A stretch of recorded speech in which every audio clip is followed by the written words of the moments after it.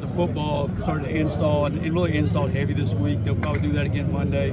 Probably slow it down a little bit for the spring game. But just us continue to improve every single day. I think there's not been a practice, and I think this is number 9 or 10 here. There's not been a practice where I thought we just checked the box and we didn't get any better. Every day they come to work. Every day we get better at something and we push forward. So we got to continue to do that. I think the communication piece is getting better on both sides of the football, and everybody understanding their job and their responsibility, their fundamentals. So you just want to see you continue to flow there. What were the specific improvements you saw from Scrimmage 1 to Scrimmage 2? We moved the ball offensively, completed the balls down the field, took some shots there, and just were able to do those things. I thought defensively our pressures looked much better. We got to still do a better job taking care of the quarterback on those, but I thought our pressures looked better overall. And just guys playing with great effort. I mean, I didn't have to chase a lot of guys around about chasing the football and those things, so I thought our effort was better overall from last week to this week. So Gamble make a few plays in the secondary. Just how does he fit? Zaire Gamble's done a great job. Aiden Duncanson's out for the spring, so Zaire's getting a few more reps. Transfer from App State, older guys, played football, and you can tell when he's out there. He also has, kind of that Tegan Wilk factor, a knack for the football as far as punching it out. Does a great job of that in practice. I'm not sure I saw it happen today, but I've seen it in practice all week, and he's flying around. So he'll continue to get better. And I told the guys this week a little story about transfer guys. I remember when DJ Ford and Omar Rogers came in. They're going through that first spring, and I'm like, man, this guy, I don't know if he can play here. He looks a little slow. He's a little, stiff, moving around. Maybe we missed on this guy. And then fall comes around, and all of a sudden, Omar Rogers and DJ Ford look like all conference. They're starters. They play at all conference level. And I think you're going to see that same thing out of some guys, 22 transfer guys, 2 JUCO guys. Out of those 24 guys, a new setting, a new atmosphere, and some of that's just getting comfortable. It's really hard to grow if you don't have that comfort level. So they're getting there. I see Ashton over there behind you. I think Ashton Levels did a great job today. Like, he is starting to play with some physicality on the edge there at corner. And I think if he'll continue to do that, he can be a really good corner. Just in that defensive backfield, you're replacing all 4 starters, obviously. How do you feel like that group as a whole is coming along? I think we're replacing about 10 guys over there, so I don't know, 11 guys.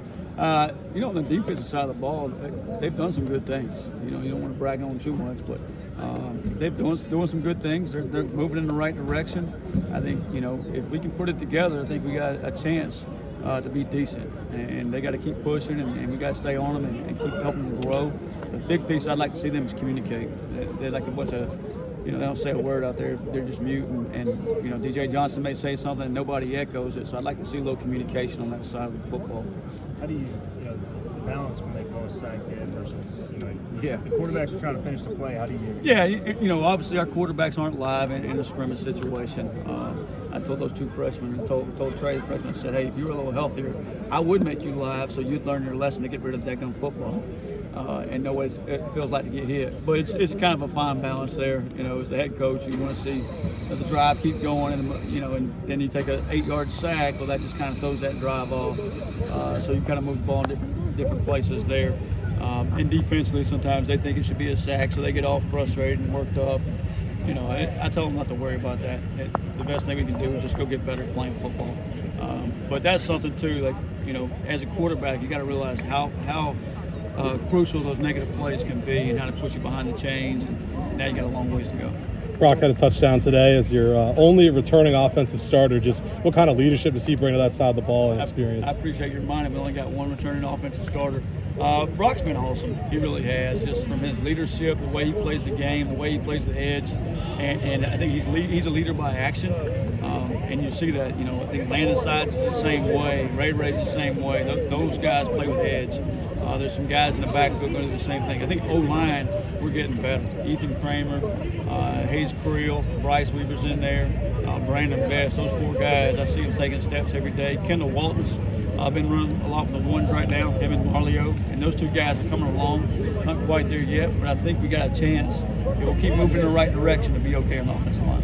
Coach Hankins said he wanted to match the mental part with the physical part in today's scrimmage. How did the guys handle the playbook and taking guys away and stuff like that? Well, I handcuffed Coach Hankins a little bit. He'd like probably do a little bit more, but I think they're doing a good job of handling it. I hear them making checks out there, and I don't see a lot of bust. Last week I saw a lot of bust, the offense didn't take advantages of it, so they're doing a better job of eliminating mistakes and missed assignments and those things. We still got to be a little bit better in our technique and our fundamentals, but we're getting there.